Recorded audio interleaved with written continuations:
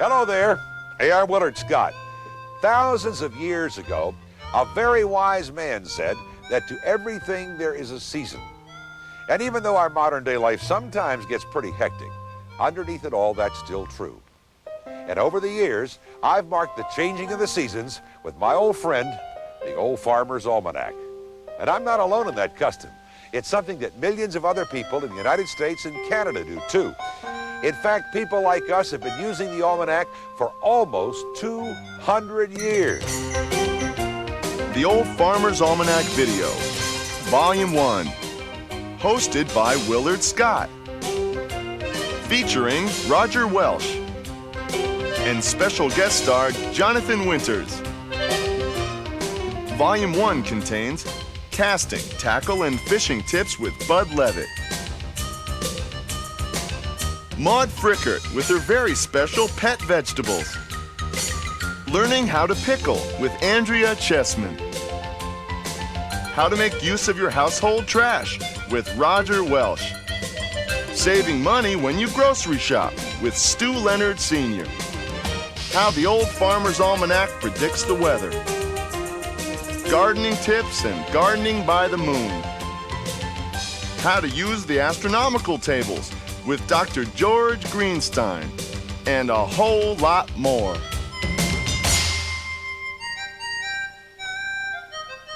Hey, that's quite an introduction. But then the Almanac is quite an institution. We can't possibly cover everything that's been in the Almanac over the years, or even the features for just a single year. But that doesn't mean there isn't a lot waiting for us in this program. For instance, we'll find out how the old farmer predicts the weather. And believe me, it's not by using the moss on trees or the thickness of a caterpillar's coat. We'll see how to garden by the moon, discover how to save a few bucks on shopping day, share household hints and recipes from our correspondent Roger Welch, and a lot more. Why, we're even going to go to Maine and find out how to and how not to hypnotize a lobster. Hey, say there, old-timer, do you have any lobsters up there? We sure do have fresh-caught lobster. Just take your pick. No, you don't have to pack them in ice to take them back to New York. That's a waste of money. And good ice, too. No, what you want to do is just hypnotize the lobster. Sort of puts them in a state of suspended animation. And then, of course, they travel real good. Sure, I can show you how, if you want to buy a few from me here now. Okay, it's a deal. Pick one, it's real active in the tank, then stare him right down, like so. Don't have to worry about his claws. Rubber bands on him, you'd say. You grab him right there, and where his tail meets his body. Mind them claws, dear. They're good eating, those claws, but you don't want to shake hands with one. Smart. Wicked bad if he gets a piece of you. That's where your firm grip comes in. You got to keep him so he can't twist around and get you. It's kind of like holding a rattler, two heads. So let's say you make a good choice. You stare him down good, and then you get him right in your hand without losing a finger. Then what? Well, I sure don't know. But you know, that fella claims that he learned how to put those critters to sleep from some politician. So maybe he really can. We'll find out later on. The Almanac once did. In fact, explain how to hypnotize a lobster. But most of the advice is of a more practical variety. Very few of us will wind up face to face with a lobster. But quite a few of us, and not just the Shakespearean actors among us either, often find ourselves hollering, "Out, out, damned spot." Gravy stain, you know.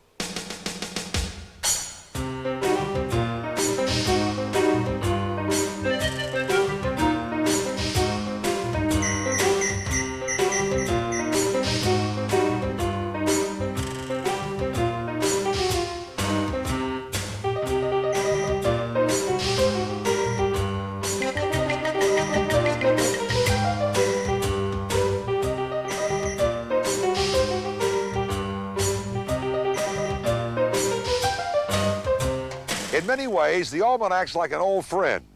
Actually, it's more like a bunch of old friends who get together every year. And as I'm sure you know, in every bunch of old friends, there's usually one who sees things, well, just a little differently than the rest of us. In the Almanac, That's Don Bosque's job. Now, one look at his cartoons, and you'll know exactly what I mean. Now, I've done a lot of cartoons for the Old Farmer's Almanac, but among my favorites, because I'm a car-oriented kind of a guy, old cars anyway, is this series called Chariots of the Gods. My depiction of the kinds of cars that former presidents of the United States drove. For example, here's a custom roadster driven by Franklin Delano Roosevelt. Harry Truman was only human. The Buick stops here.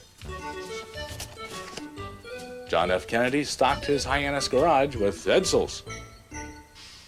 Apparently called it the Bay of Pigs. Richard M. Nixon should have bought American. Bug 'em. And Ronald Reagan has owned this Thunderbird for many years, but will no longer drive anything suspected of having a left wing. Bust the cobwebs up on blocks. And nobody knows what Jerry Ford tried to drive.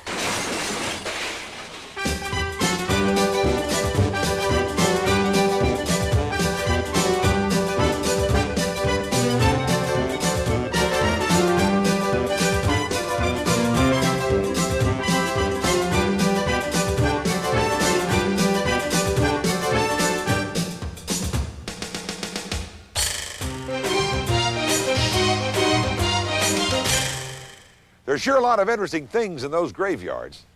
I guess a lot of us feel like we've got some pretty interesting graveyards of our own around our houses. Our graveyards are chock full of household trash, usually stuff we just don't know what to do with, but we don't want to get rid of either. Well, I'm happy to say that Roger Welch has some ideas, good ones too, about that stuff that we'd all like to have go away. Every year, every American, man, woman, and child, throws away 4 tons of trash. The Old Farmer's Almanac offers a lot of different ways that you can use that trash. In fact, you're liable to get into it so much that you're going to find at the end of some months you're out of trash. You have to go over to the neighbors and borrow some. For example, plastic milk cartons. You cut the bottoms off of these and use them for heat-retaining caps for your garden plants in the spring and the fall. I usually cut the tops off of a few and use them for nails, bolts, screws, anything loose out in the machine shed. Eggshells. A bath of eggshells and vinegar will take the spots off of glassware, china.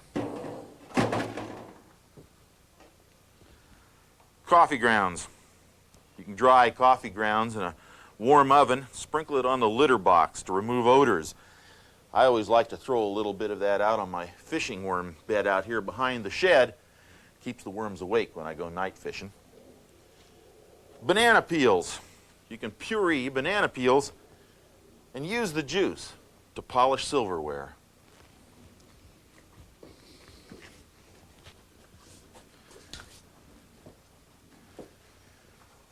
I always keep a few old combs around. Use them to hold nails when I'm driving them so that I don't hit myself in the finger. I'm so clumsy I once hit myself in the elbow while I was driving a nail. Old gloves. If you cut the ends off the fingers of some old gloves, cut a few slots in it, run a belt through it, you can use it to hold tools while you're working. I've even found a use for the ends that you cut off. You use them for a thimble cozy, because as any quilter will tell you, there's nothing worse in the winter than putting on a cold thimble. You got a toothache, dear? Well, you've come to the right place. Maud has seen every kind of ache ever invented. I've even caused a few myself. Now, there's toothaches, and there's toothaches. And what's good for one is not necessarily good for another. For your regular garden variety toothache, of course, you just have to trim your fingernails and toenails at noon on a Friday, and you'll be as good as new by dinner time.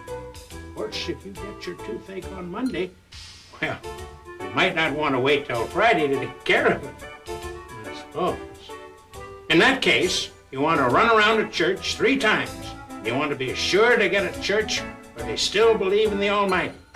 Don't count otherwise. Oh, yes. One more thing. You can't think of a fox while you're running, or it won't work. Or is it a fax that you can't think of? Best thing is just not to think of any words at all that start with F. And then you'll be sure not to think of fox or fax or whatever. Why do they make those words so much alike? Well, anyway, if you've got a really, really tough one, then you have to take old Monty's surefire, never fail toothache remedy. You get you a nice big Bermuda onion like that. You take a nice big slice out of the middle of it. Let it warm in the sun for an hour or so to really bring out the essence of it. Then you put it right over your ear on the same side as your ache. I hope the ache isn't in the front, because it can be a little hard on the nose in that case. But it never fails. You must always work the first time, because I've never seen anyone do it twice.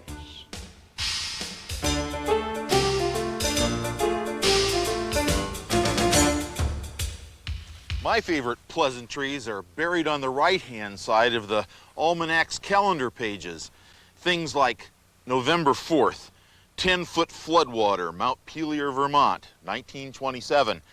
Or December 9th, 14-foot snowdrifts, Vevey, Indiana, 1917. Or how about this one? June 28th, 116 degrees in St. George, Utah, 1892. There's nothing that mellows a hot summer day or warms a winter night like knowing that someplace, sometime, it was much worse.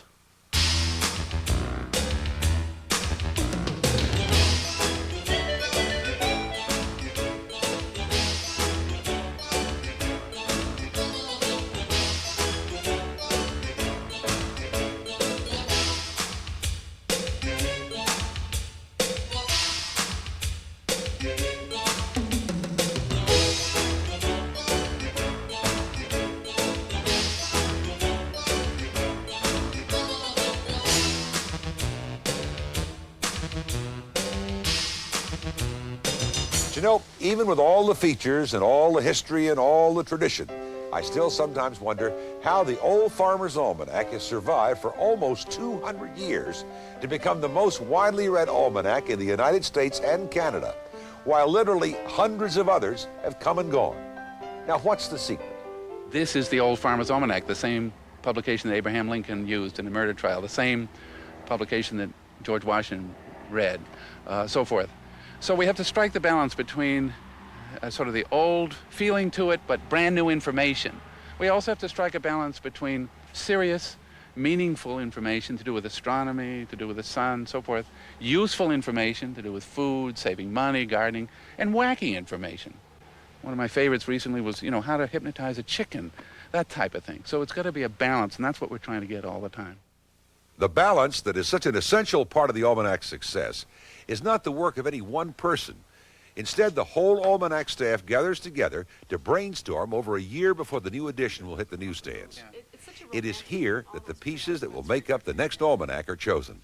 For years after the westward movement had either changed to railroads or something, you could see the deep grooves in the prairie where all the That's all I the think covered they're wagons still had there in gone. some places. I think I remember That's seeing kinda pictures neat. of That's it. a romantic kind of idea. It is. I would love to do a piece on things you didn't know about William Henry Harrison, the guy who was only president for a month. It could just be like a one-page thing, you know, like we've seen before. Odd facts about William Henry Harrison, the nation's briefest president.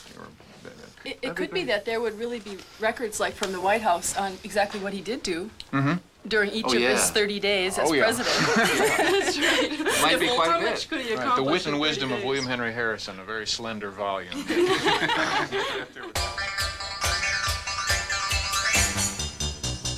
According to a recent computer study, pigs are not at all amused if you say to them, "I'd like to fondle your sleeveless fur coat," but are moved to ecstasy if you say, "I think I'd swoon if you allowed me to kiss your limpid umbrella." In my experience, hogs like best of all the words "suey, suey, suey." As Mark Twain said, what I like about science is the immense amount of return you get for such a small investment of fact.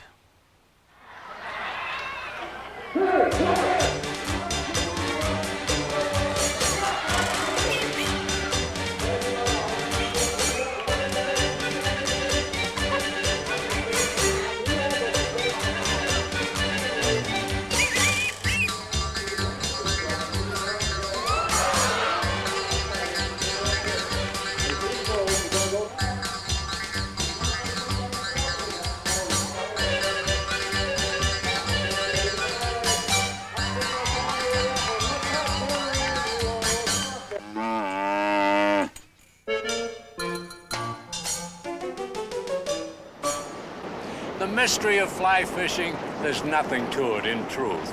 All you need is balanced equipment.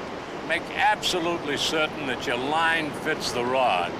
Now, you can practice on your front lawn. You can go to the nearby schoolyard. You can go possibly onto a fairway at a golf course, anywhere where the grass is clipped clean. You don't even need a hook at the end of the line and leader. You can practice by simply throwing the line out there. I have a system that I call 1, 2, 3. You merely pick up your line, you allow the line to lay back there flat, and you never hurry it, remembering always that the tip of your rod is exactly where that line is going and where that fly or that minnow or that angleworm is going to end up in the water. And then you pick the line up very briskly and hold it 1, 2, 3. 1, 2, 3. Pick it off the water, let it sit back there level with the earth, parallel to the earth, and come forward. And another little tip. Don't ever forget the possibility of using a golf club on your casting hand. Why? Many times you can avoid cuts, quick hooks, fins on fish, or possibly knots. And secondly, it's a firm grip on the cock grip of the handle. One of the joys of being a fisherman, and if you're really smitten by the bug, you think in terms of fooling with your tackle. A couple of tricks for this. You know, you use a reel like this. Say you use it in salt water. Well, I learned years ago a little trick that if you just put this in the dishwasher, run it through a regular cycle, let it dry off, a little dab of oil, drop it in there, and it's just like the day that you first started to use it. A little trick, too, when it comes to taking care of your rods. All you need to do is put them in the shower with you. You got to take that shower after coming off salt water, soap and water, dry them off, and they're just exactly in the condition that the first time you took them off the store shelf to use. It's the end of the day now, and you got to think in terms of going home. That's always difficult. Two things to remember. One, you use the staff to get out of the water. Secondly, you carry your rod in the proper manner. You don't carry it with the tip ahead of you. You carry it in this position, so it's always behind you. In the event that you fall, you're not going to break your rod. Fishing is a great sport. It's a family pastime, something that can be done by every member of the family. You get those possum fish out where you are? We got them here.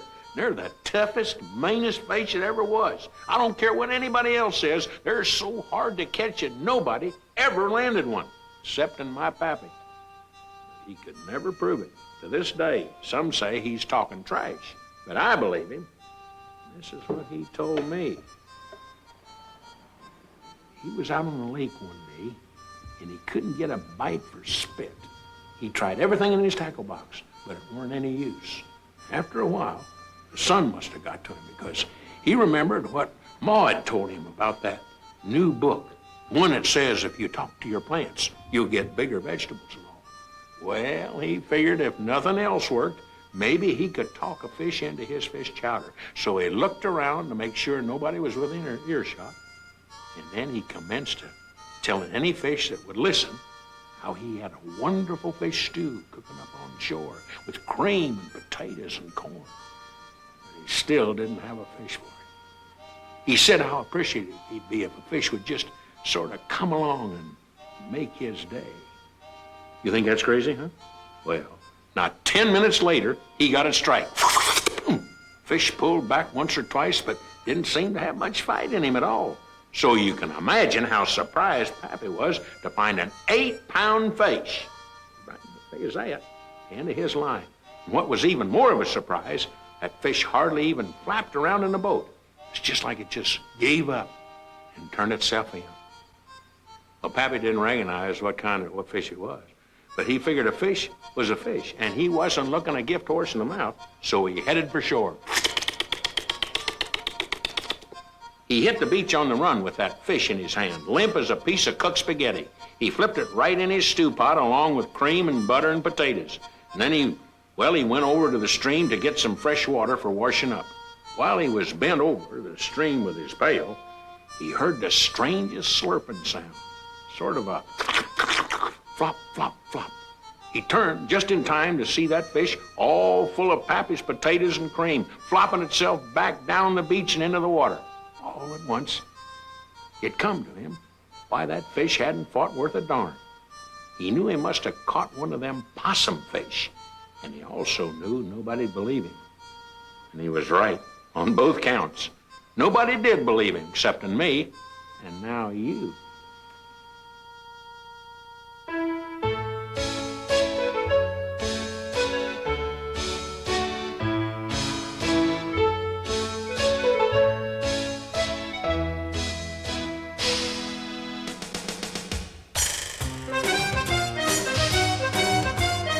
Remember what Judd Hale said back at the beginning of the show? That the Old Farmer's Almanac relies on a mixture of the old and new? Well, the almanac part of the almanac, the astronomical information, is very old indeed. In fact, the word almanac actually means a kind of calendar, and no almanac that deserves the name can provide anything less than the very best astronomical information for its readers. It's the heart of any almanac.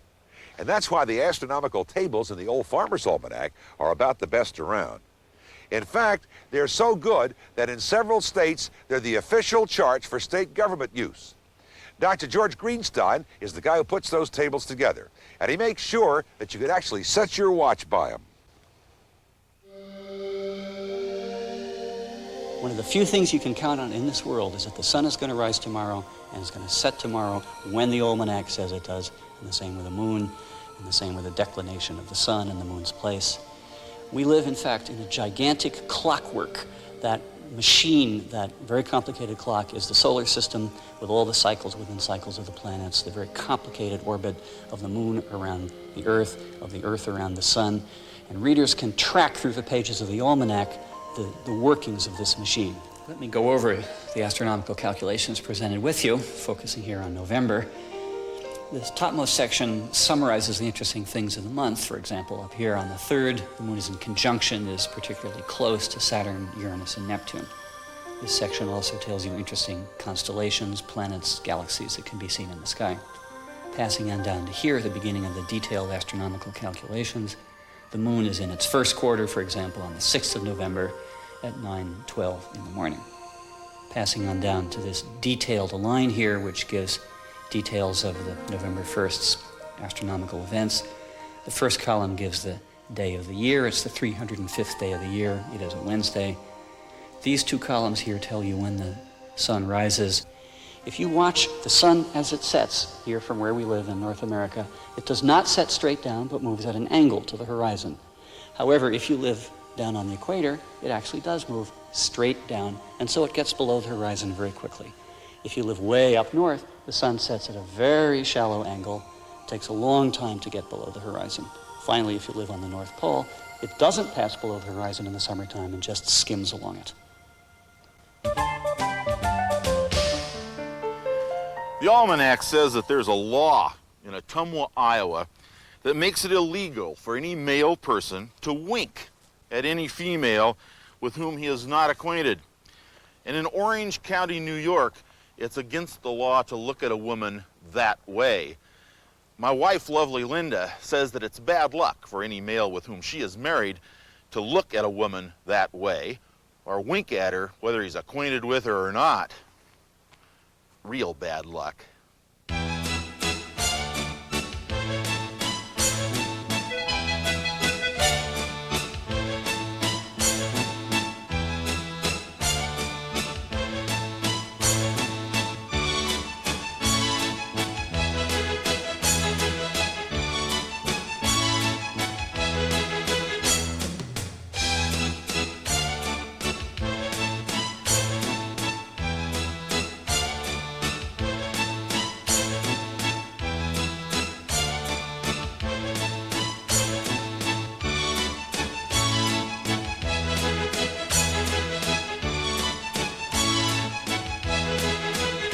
In New England, we have many whale watch ships that go out. These big ships with scores of people on board pay $25 a pop, I guess, to watch whales.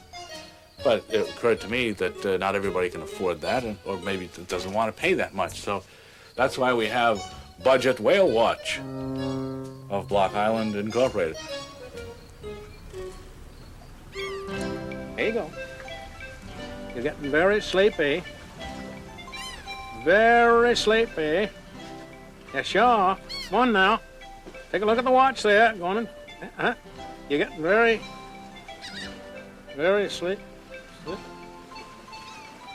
Well, that might work on people, but look at that lobster. He's as game as ever. Now, why this wrong way matters is that if you try to hypnotize people and it doesn't work, you just look foolish. With a lobster, if it doesn't work, you look foolish, all right? But you lost your dinner and maybe a finger or two in the bargain. If you're having trouble with squirrels in your bird feeder, simply string a bunch of spools on a wire and hang the bird feeder from that. The squirrels will step onto the spools rotate, and the squirrel falls to the ground. And the next time you hang out your laundry, don't be surprised to find a bunch of acorns in your underwear.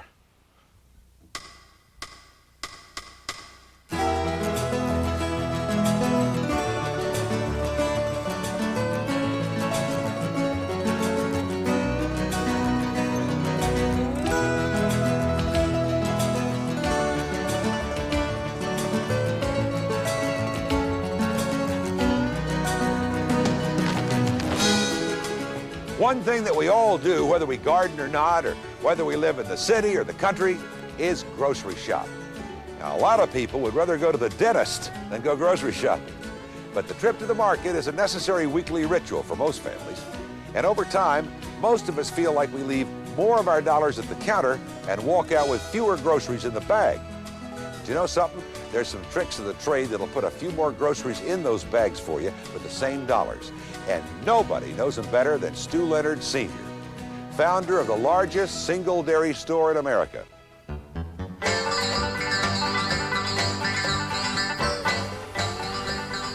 Believe it or not, every year over 5 million shoppers come to our store. Every one of them are looking for the same thing, to save money on food shopping. There are a few helpful hints that I might be able to share with you that'll make your food dollar go further. Come on, let's go in the store and I'll show you.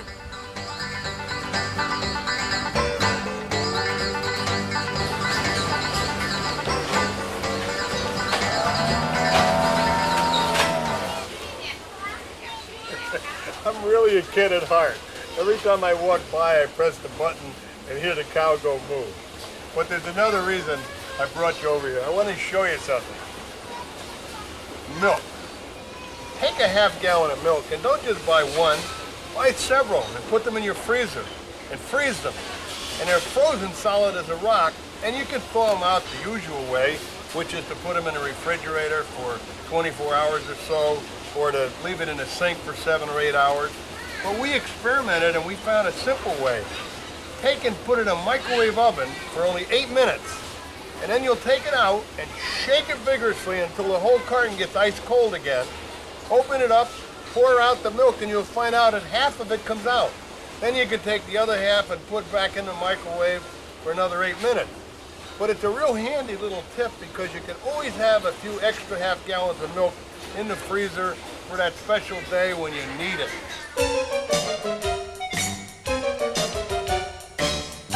Take this broccoli. It's 69 cents. In a couple of months, it might be $1.69. The trick is, now it's in season. So if you take the broccoli and blanch it, and blanching is nothing more than putting it in boiling water for 30 seconds, and then putting it in an airtight container. Put it in your freezer. And in 2 or 3 months, when the price gets up to $1.69, you can open your freezer and you'll have this broccoli just as good as the day you put it in there. And the nice thing about it, you know, blanching works for any vegetable.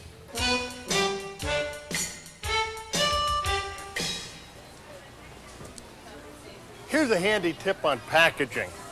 You know, the bigger the package, the better the price. Take this 1.5 liter plastic bottle of water. It's 89 cents. But here is a handy dispenser that contains 2.5 gallons.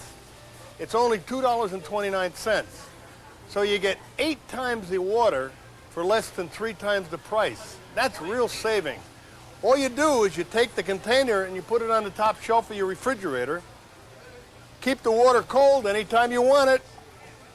Open it up and it's right there handy for you. Never goes bad. I hope some of these tips have helped you. And you know, rich or poor, it's nice to save money. Happy shopping.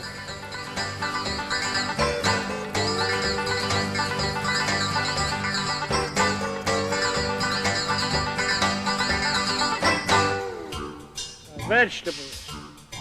They make wonderful pets, don't you think? They're wonderful company. They never run away.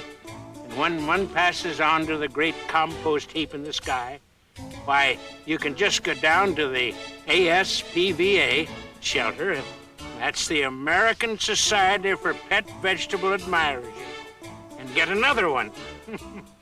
They're so clean, too. None of those messy litter boxes that cats have or those diapers you have to put on chimps. I like them best when they're babies. And they get bigger, they can get so vain. You see what I mean? I mean, look at these two, Charlie and Zach. Charlie is the cucumber, of course, and when you listen to them going about who's the biggest and who's the roundest and how many inches they are, my word, shame on you. Just pretend you don't notice some of them. They'll stop. Now, over here is Clarice. She's a carrot. You can tell from that hairdo. In my day, we didn't have any of these spike haircuts or whatever they call them, but Clarice has to be so passionate. I remember when she was a baby, and I saved her from being eaten by a gourmet. Now look at her. Well, just like children, you know.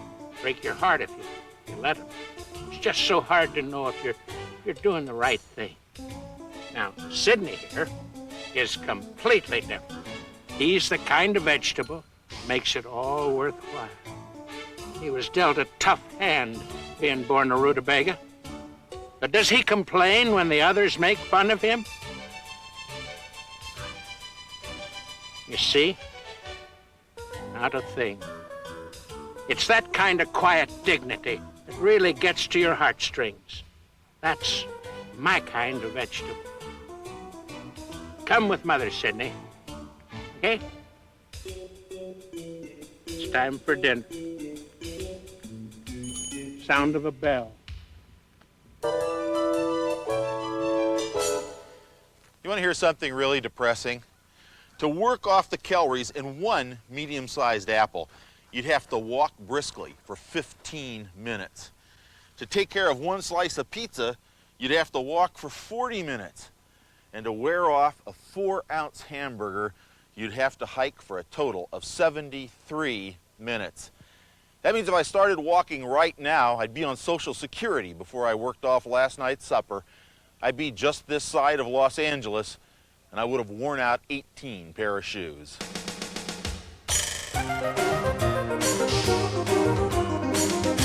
We saw one gardener a few minutes ago had a rather unusual approach to gardening, which frankly I wouldn't encourage anyone else to copy. Unless, of course, you have a particular fondness for rutabagas. But there are proven, easy, interesting ways that you can improve the yields from your garden. And believe it or not, they involve our old friend, the moon.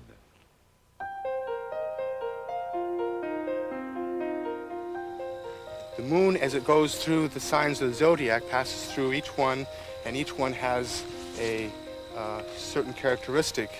We all know these 4 elements: earth, air, water, fire. Each one of the signs of the zodiac has these qualities, and we've found out through extensive experimentation that a water sign, for instance, enhances the leafy growth of a plant. Or a fire sign for corn, you would plant corn under a fire sign, and it enhances the fruiting aspects of a plant. Or a root plant in an earth sign, and flowers in an air sign. When you put that much energy into not only digging up a garden and planting, if you do it at the wrong time, you can lose the whole crop, and therefore it is not energy efficient. If we take this carrot If it had been planted under an air sign, which is a flower sign, you would have had a carrot that bolted right up to a flower and not produced any marketable root. Whereas if you till the soil, sow the seed under an earth sign and cultivate it and do all your other operations under the same rhythm, you'll get a carrot that looks like this. That's a nicely shaped carrot, beautiful color, will keep well. We took the old adage from the Farmer's Almanac, planting with the new moon, picking with the full. And what we found with the group that was planted with the new moon and picked with the full, we found they were 25% heavier in weight than those that weren't. Now this suggested to us that the observations of using astrology worked. And that's why they had been in existence for so many years. And farmers do use the Farmer's Almanac as their Bible. This research comes out of the biodynamic approach to farming, which is using compost and preparing the compost with special preparations and using some sprays on the plants in the soil. And we do all this also within these rhythms to get these results. These practices allow the cosmos to penetrate into earthly substance and influence the growth of these plants. And if people are interested either in this rhythm of the moon, in the various constellations, or in biodynamic farming, they can inquire at the national headquarters of the Biodynamic Farming and Gardening Association.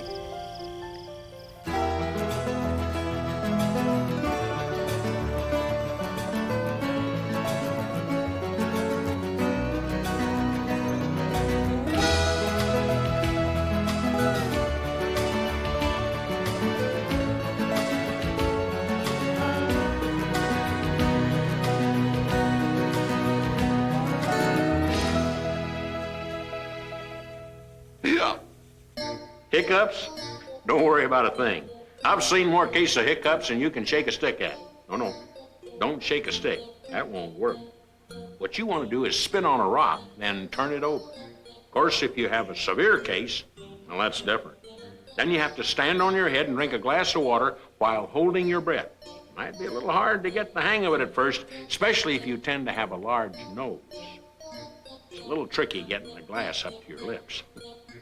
You can also try holding your left elbow for 7 minutes, not 6 or 8. It's got to be 7. Or if it's a particularly tough case you've got, you can combine those two remedies. Drink a glass of water standing on your head while you hold your elbow at the same time. That almost always works.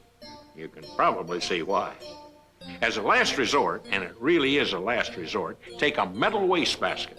These modern plastic ones just won't do. They just don't resonate properly. Put the basket over your head and have a friend, probably someone you owe money to is best, have them hit it with a stick for a while. Those hiccups will be gone before long, or at least you won't hear them anymore. If you have any other problems, you just give me a call. I'm always ready to help. I got my work cut out for me.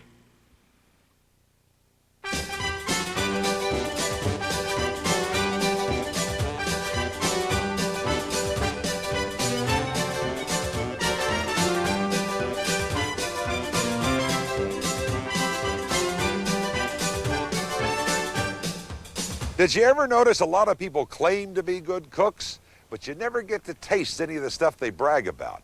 In fact, you never even get to see the recipes. Sort of makes you wonder, doesn't it? Am I talking about somebody you know? Well, one man can back up what he says when it comes to cooking, and that's our correspondent, Roger Welch. And I, for one, would like to know what makes the difference between a winner in the kitchen and everybody else. I have a feeling Roger can tell us.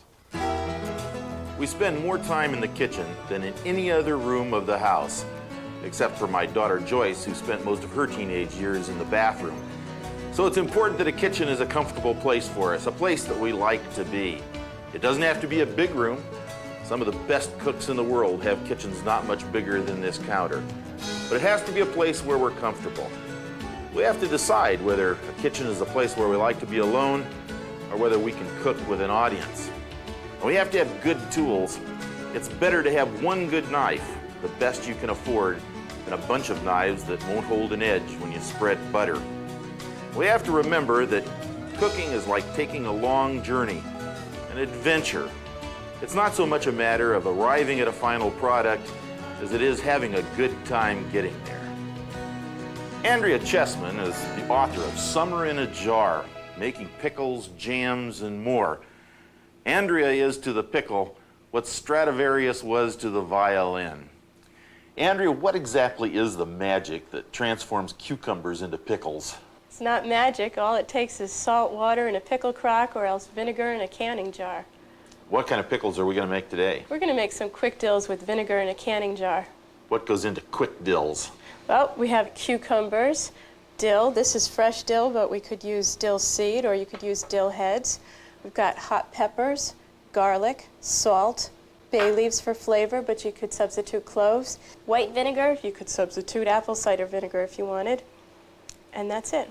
Well, let's make some quick pickles. I'm going to start with a canning jar. I like the wide mouth canning jars because they're easier to pack. And these have been sterilized, and then I'm just going to throw the pickles in. So there's some big ones. The small ones actually come out the best. I'm going to throw in my hot pepper right now. And I'm going to choose some that I can try and fit in there. If they don't fit in, just cut them. This will cut, and I'll try and squeeze it in because I want to have a full jar. I guess I won't get that one in. And then I'm going to throw in my bay leaf and garlic. And I need 2 teaspoons of salt. The salt really rounds out the flavor, but if you're cutting down on your salt, you can just cut down on your salt there. And I need my dill. About 2 sprigs or a head of dill, or a tablespoon of the dill seed. And then 1 cup of the vinegar. Canning funnel makes it easier to get it in there. This is the only part of the recipe that you can't tamper with. You need that vinegar to preserve it. And then I'm just going to finish it off with just boiling water. You have to be sure that the top of the jar is clean so that you get a good seal. So I'll wipe that off. And then I'm going to run a chopstick down in here to get rid of any air bubbles that might be hanging out. And then just put the lids on. Those will go into the canner and it will process for 5 minutes. Take it out and it's ready to eat. That's it? Not quite. It needs to develop flavor for 6 weeks to set it aside. So after all this talk about pickles, I'm going to have to wait 6 weeks before I can eat one. No, I'll give you one that I made earlier this summer. Oh, great. The thing about these recipes is that you can do them as your cucumbers are ripening. So you can make just a few each time you want to pickle, and it doesn't take much to do. Thank you, Andrea. Delicious. As good as Grandma's? As good as Grandma's. Great.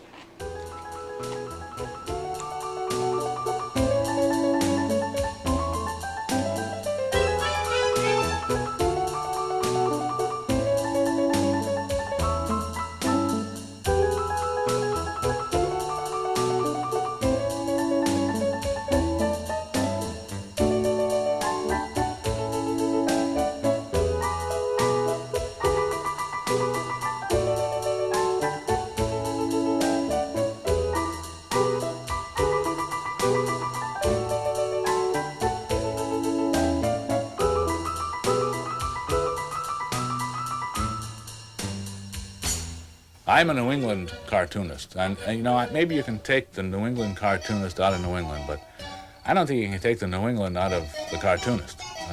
So even if my cartoons that are seen nationally by a non-New England public, and most of my cartoons are seen that way, I think there's still that kind of tinge of New England in there. And there's a cartoon that hasn't appeared in the Almanac, but the Old Farmer's Almanac certainly could use it. It's their brand of humor. Cape Cod Antiques. Little old lady knitting, waiting for that next customer, and her sign on the wall, shoplifters will be killed and eaten.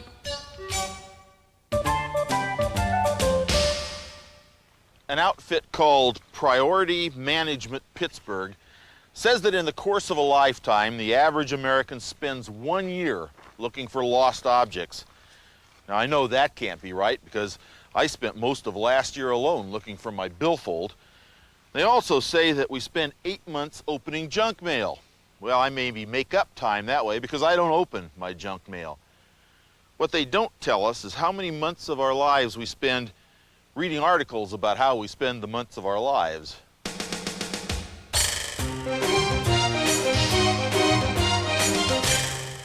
I just love useful information. That's why I'm a weatherman. Anyway, in the weather predicting trade, us weather persons are always wondering how the old farmer manages to predict the 3 o'clock weather a year or more ahead of time, when I'm happy to get the next 2 days straight. Well, now I don't have to wonder anymore, and neither do you.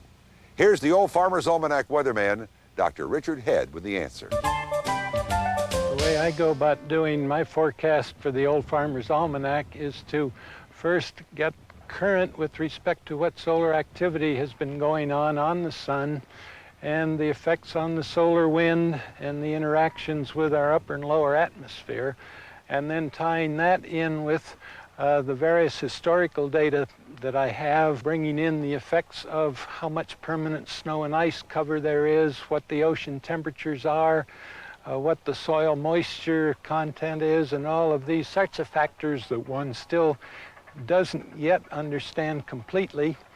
I think the best way for a reader of the Almanac to use the prediction is to look on it as a general outlook as to what they might expect at a particular locale as far as temperatures are concerned, as far as whether major storms might be expected or not, but not pinning it down to a specific date.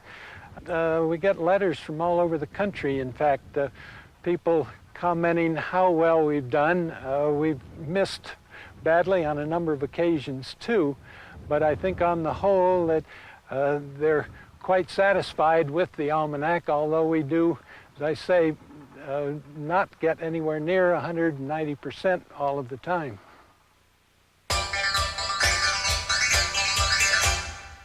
Gordon Bearfat Wimsat of Weed, New Mexico, has developed quite a reputation for forecasting the weather with bear fat. I suppose that's why they call him Bear Fat. And Gordon says that if the bear fat just lays there in the bottom of the jar, you can expect no change. If it starts to build up along the side of the jar, there's going to be a storm. And if there are a lot of specks in that bear fat, there's going to be a lot of wind. Gordon says he learned that from an Apache Indian.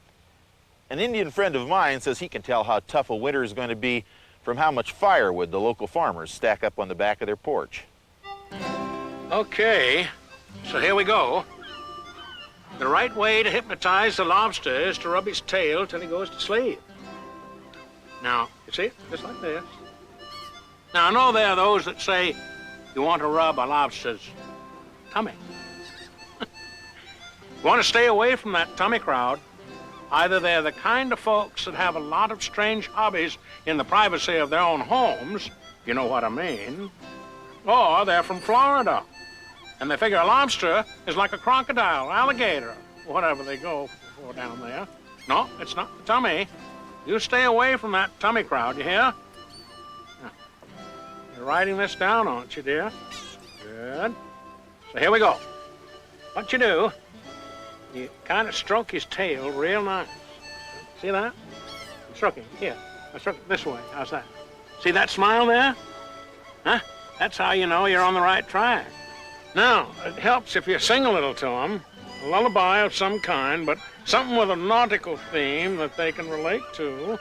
I wish I was a fishy in the deep, deep ocean through. I wish I was a fishy amongst the other blue. Something like that. Tra-la-la, tra-la-lee. Get back in the water. You're not supposed to be on the land anyway. Well, no one ever said that every experiment's going to work out perfectly. I will, however, point out that the article on how to hypnotize a lobster that appeared some years ago in the Almanac was written by former U.S. Senator Edmund Muskie, and he claims it works every time. And who am I to doubt the word of U.S. Senator? Well, sir, from the first edition in 1792, the history and growth of the Old Farmer's Almanac has paralleled the growth of these 13 colonies into a country that today stretches from sea to shining sea and beyond the Arctic stillness of Alaska and the tropical beauty of Hawaii. I sincerely hope that you've enjoyed our excursion into this special view of Americana. And for everyone at the Almanac, and for Roger Welch and Jonathan Winters, this is Willard Scott wishing you good luck and good reading.